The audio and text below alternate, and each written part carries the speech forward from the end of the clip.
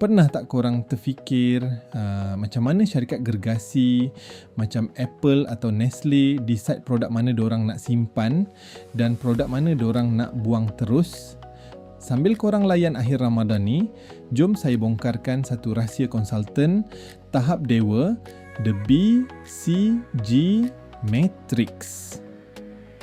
Dicipta oleh Boston Consulting Group, framework legend ni pecahkan bisnes atau produk korang kepada 4 watak mudah. Dia bergantung kepada 2 benda je. Berapa laju market tu membesar, market growth, dan berapa banyak saiz pasaran yang korang pegang, market share.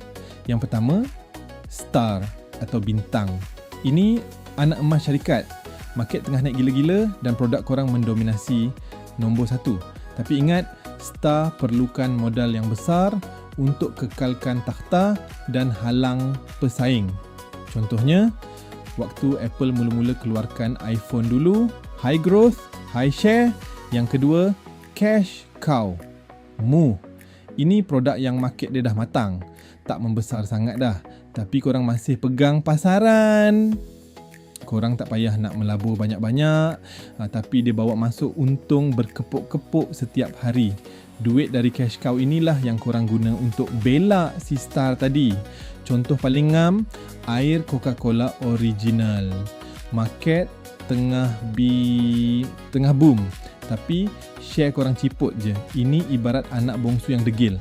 Dia boleh membesar jadi star kalau korang pump duit dengan betul, tapi boleh melingkup kalau salah catur. Contohnya, projek Meta atau VR zaman sekarang. Potensi besar, tapi nasib belum pasti. Akhir sekali, dodge.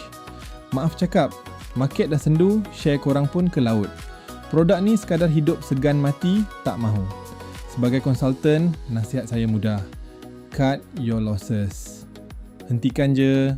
Produk tu macam floppy disk, disket, atau telefon awam shilling atau alat kelui, pager yang memang dah pupus ditelan zaman. Jadi, cuba tengok balik bisnes korang. Produk korang sekarang kat kotak mana? Komen kat bawah. Dan alang-alang tu, jangan lupa like dan follow FinDoc untuk ilmu bisnes yang padu.